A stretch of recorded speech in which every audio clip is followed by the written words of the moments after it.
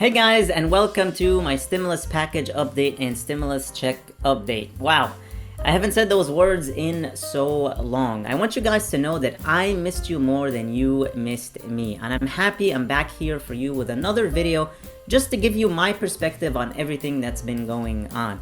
House Majority Leader Steny Hoyer, a Democrat from Maryland, said yesterday that Democratic leaders could stage a vote within days this week on legislation to ban oil imports from Russia, whose invasion on Ukraine has sparked global backlash.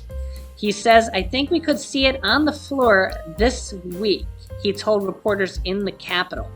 Negotiators in both chambers, the House and the Senate, and Republicans and Democrats are backing this bill. They said that they've reached an agreement on a proposal to apply a series of new trade restrictions on both Russia and Belarus, including a ban on Russian fuel imports. As recently as last week, President Biden was opposed to such a ban because this would raise the price of gas for Americans, which is already soaring as a part of a larger inflationary trend because of the war on Russia. Yet the administration has softened that position since then, and there's growing pressure on Capitol Hill, including from allies such as House Speaker Nancy Pelosi, for the president to get on board. President Biden, is worried, though, that if they ban Russian oil, that people might blame him for gas prices going even higher, but he actually might win some support because, well, banning Russian oil might be the right thing to do at this point. The question here is, are people willing to pay for it? But the problem here is Russian President Putin has just largely become a monster in most people's eyes, as they're just bombing innocent civilians. In fact, last night, you can see here, Russian aircraft bombed cities in eastern and central Ukraine overnight. Ukrainian officials said shelling pounded suburbs of the capital, Kyiv. So Russia just is not going to let up, probably at any point, unless they're forced to, economically or by force at some point.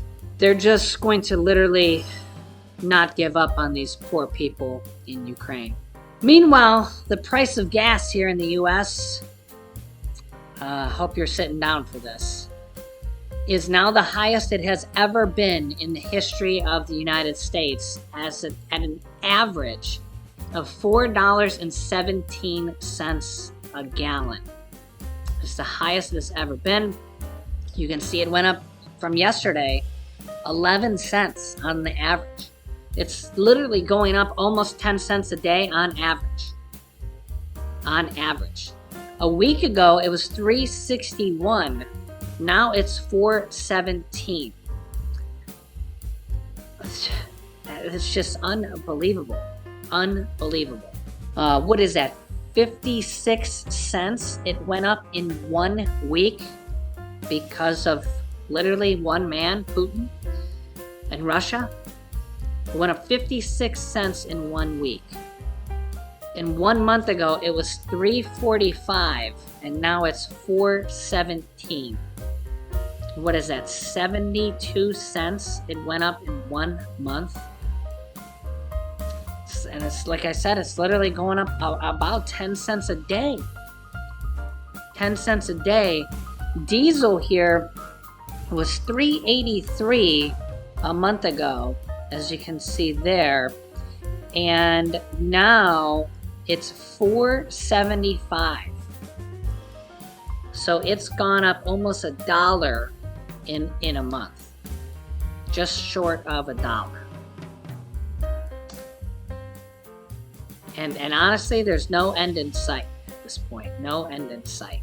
Here's what Democratic Senator Mark Warner from Virginia, who used to be the governor of Virginia, here's what he has to say. Check this out. I do want to start with that question, the discussions behind the scenes about a ban on Russian oil.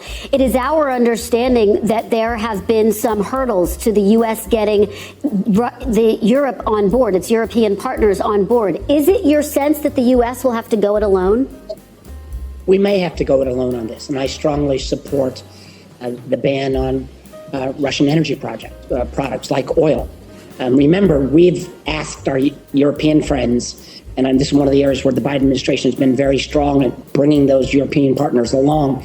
We got Germany to get rid of Nord Stream 2, which would have provided an enormous amount of energy. We've sanctioned Russia, but the Europeans do about 10 times as much trade with Russia as we do, so that's much bigger harm.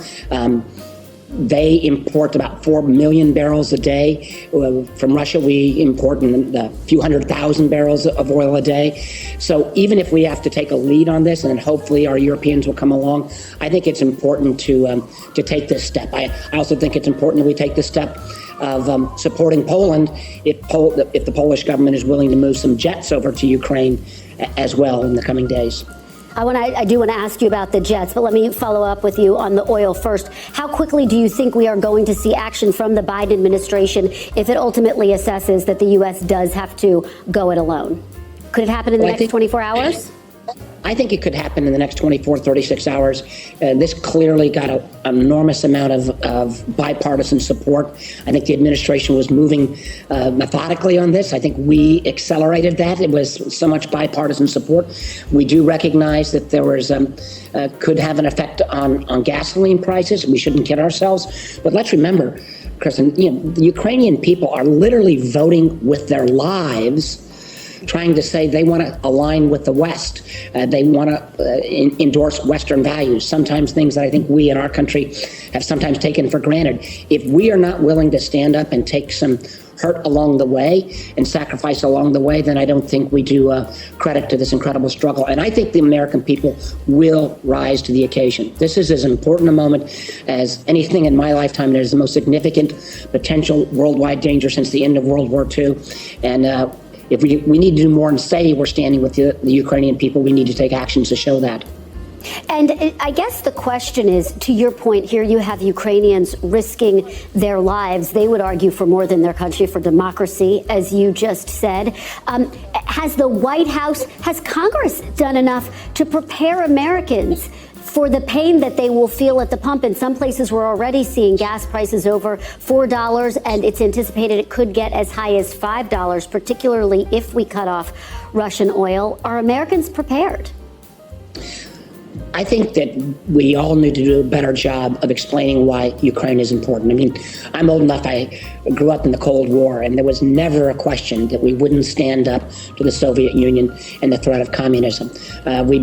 Younger people have been blessed since the fall of the Berlin Wall in 1989 to have 30 some odd years of none of this kind of ideological and democracy versus authoritarianism.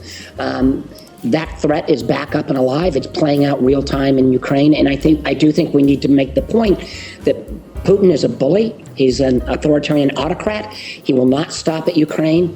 And if we really believe in our values, we need to stand with others like the Ukrainians who, as I said, are literally voting with their lives to try to embrace Western liberal democracy ideals. Senator, just to follow up with you on that point, does President Biden need to give a speech? I mean, it's obviously something he talked about in his State of the Union address, but does he need to give a speech in which he just lays out the price that Americans should expect to bear in order to play a part in defeating Putin? I think there is a need, and whether the president and all of us in Congress, if we believe this, and I believe it to my core, that this is a kind of an existential moment for the challenge between the values we espouse in liberal democracy, a free press, right to vote, right to differ of opinions, versus someone who will shut down any opposition and has kind of an old-style authoritarian system that is the opposite of everything we believe in. And I think if we make that kind of appeal, Americans will be quicker to respond, so that we make that connection that this is not just a conflict that's happening halfway around the world, but this does, at the end of the day, affect each and every American. Senator, there's been so much focus on the possibility of a diplomatic off-ramp, and hopes for that have just faded by the day and by the minute. Is this a war, a conflict that can end with Putin still in power? I hope so. I don't think we can. Putin still has enormous control in Russia. You've seen literally thousands and thousands of protesters. How does it happen, though, if he won't stop the shelling, if he won't even allow for a ceasefire for civilians to get out of the country? You have asked the million-dollar question. Putin has been so isolated. He's set such unobtainable goals in terms of saying, Ukraine has to demilitarize, has to give up its territorial claims to Crimea, a host of things he knew were not reasonable. My hope is that some of the behind-the-scenes efforts of the Israeli Prime Minister, I know the French President, I'd like to get a little better sense on how those conversations are going. But we have been concerned, literally for months, that Putin is boxed himself in such a corner. Is there a diplomatic off-ramp? And at the end of the day, though, we have to keep the pressure on, because this is not a guy that's going to respond to, goodwill gestures simply because of moral values. I want to ask you about government funding. It obviously runs out in a matter of days, and as a part of the package that is being negotiated, it would include $10 billion that would go to aid Ukraine. Are you confident that it will get passed by the deadline and that you'll get that aid to Ukraine as quickly as possible? I am confident that the Ukrainian aid will be in whatever package.